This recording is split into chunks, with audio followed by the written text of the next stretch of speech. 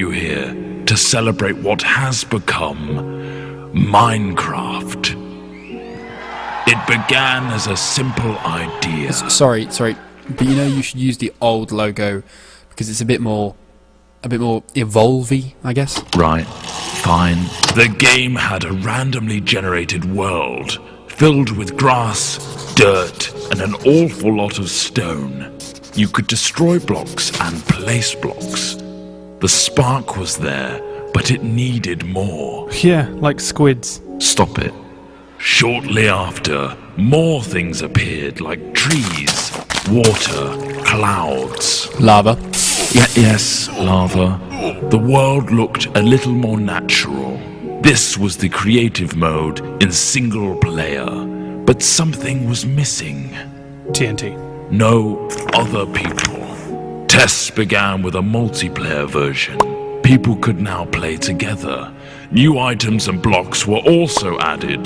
The game was beginning to take shape. Wow, really skimming over the details there. Do you want me to go over all the patch notes? No.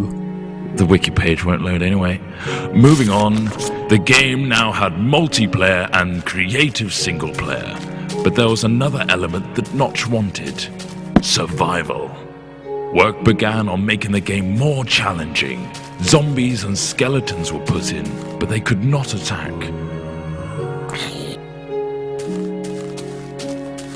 Sheep and pigs were added too. Whoa. Notch also fluffed the coding of the pig and it turned into a creeper. At this stage, this version of the game was labelled Classic. Classic. Brilliant. Then from Classic came the in-dev version.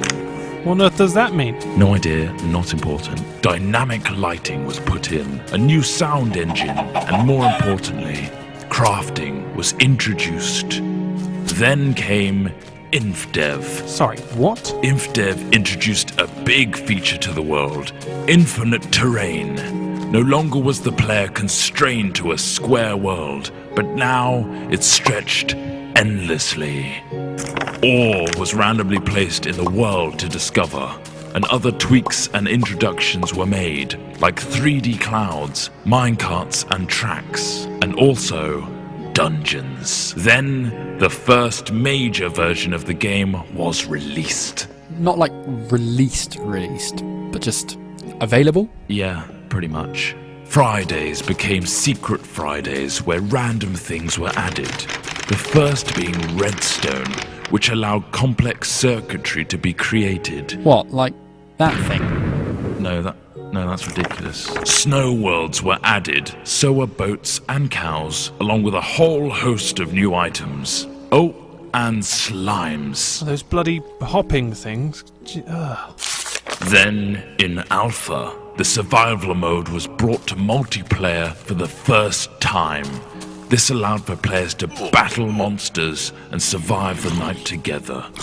Or just go around gathering creepers and then have them explode on your mate's house? The next big patch came on Halloween of 2010 and introduced the Nether. This threatening place was full of zombie pigmen and the eerie cries of the ghast. Not to mention a considerable amount of lava. The game hit beta. Ta-da! Lots of new things were added in beta, like dispensers, note blocks, cake, redstone repeaters, and beds. The lighting also got a smooth shade. Wolves were now on the prowl, and you could tame one as a pet with a stash of bones. Weather was introduced, including snow, lightning storms, and rain.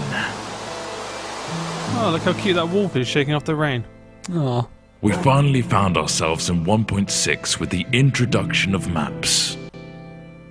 A new way to navigate the endless blocks of Minecraftia. Things got pushy in 1.7 with pistons, leading to some clever contraptions. 1.8 gave vastly improved combat mechanics, allowing the player to sprint, draw back their bow, and land critical hits on their enemies.